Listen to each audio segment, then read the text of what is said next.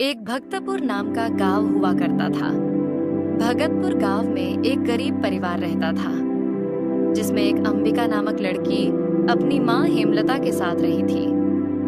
अंबिका के पिता की कुछ महीनों पहले ही बीमारी की वजह से मौत हो गई थी।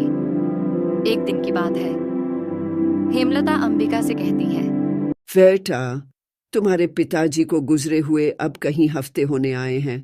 हमारे पास जो भी बचे कुच्चे पैसे थे वो सारे खत्म हो गए हैं। अब हमें ही कुछ ना कुछ करना होगा। हाँ माँ, आप सही कह रही हो। पर माँ, अब हम करेंगे भी क्या? कैसे हम हमारा गुजारा करेंगे? बेटा, तुम्हारे हाथ से बने हुए कबाब पाव काफी मजेदार होते हैं। क्यों ना हम गांव में कबाब पाव का धंधा शुरू करें। वाह माँ, ये तो काफी अच्छा उपाय है। इसे तो हमें कोई मजदूरी भी नहीं करनी पड़ेगी। पर माँ, हम इतने पैसे लाएंगे कहाँ से?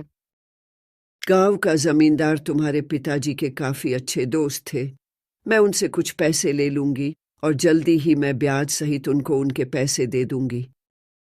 ठीक है माँ, जैसा तुम कहो। हम कल से ही कबाब पाव बेचना शुरू कर देंगे।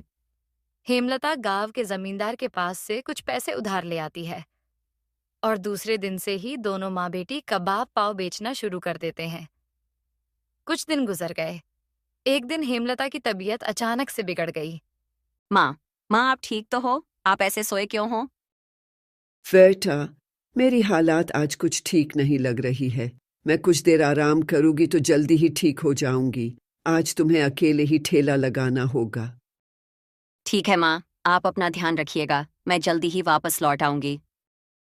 अंबिका गांव में कबाब पाव बेचने चली जाती है। अंबिका के कबाब पाव गांव में काफी प्रसिद्ध हो गए थे। उसी समय गांव में एक मोहनदास नाम का आदमी अंबिका के ठेले के पास अपना राजमा चावल का ठेला लगाता है और अंबिका से कहता है, ए लड़की, चल यहाँ से अपना ठेला लेकर। यहाँ मैं पहले से अपना राजमा चावल का ठेला लगाता हूँ। कुछ समय के लिए मैं दूसरे गांव क्या चला गया। तूने तो मेरे जगह ले ली। अगर तुम भी यहाँ ठेला लगाओगी तो मेरे ठेले पर कोई ग्राहक नहीं आएगा। भैया, मेरी माँ आज बीमार है और मेरे पास इतने पैसे नहीं कि मैं मेरी माँ को अस्पताल ले जा सकूं।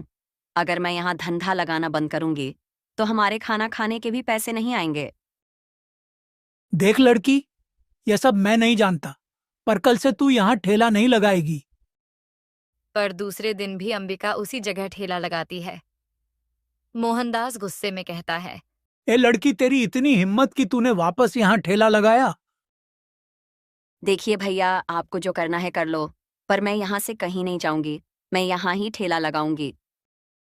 धीरे धीरे मोहनदास के ठेले पर ग्राहक आना बंद हो गए थे, क्योंकि अंबिका के कबाब पाव मोहनदास के राजमा चावल से बेहतर थे। ये लड़की ने मेरा जीना हराम कर दिया है। मुझे कुछ तो करना होगा इस लड़की का, वरना अब जो एक दो ग्राहक आते हैं वो भी आना बंद हो जाएंगे। एक काम करता हूँ, इसके कबाब पाव में कुछ मिला देता हूँ, जिसे गांव के लोग इसके यहाँ आना ही बंद कर देंगे।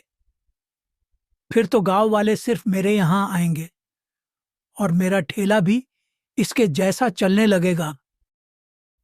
मोहनदास को मौका मिलते ही जमीन पर पड़े कुछ कीड़े उठाकर अंबिका के कबाब पाव में डाल देता है। कुछ देर बाद एक ग्राहक अंबिका के ठेले पर आता है और कहता है, अरे ओ बहन, जरा एक प्लेट कबाब पाव दीजिए तो। ठीक है भैया, सिर्फ 2 मिनट ठहरिए, मैं अभी गर्मा गर्म कबाब पाव देती हूँ। अंबिका कबाब पाव ग्राहक को देती है। काफी भीड़ होने के कारण अंबिका का ध्यान उन कीड़े पर नहीं पड़ता। अरे अरे बहन, ये क्या दे रही हो तुम? इसमें तो कीड़े हैं।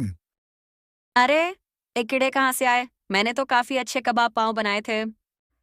ग्राहक गुस्सा होकर वहां से चला जाता है। धीरे धीरे सारे गांव में ये बात फैल जाती है और कोई भी अंबिका के ठेले से कबाब पाव नहीं खरीदता था। अब अंबिका दूसरे जगह अपना ठेला लगाती थी।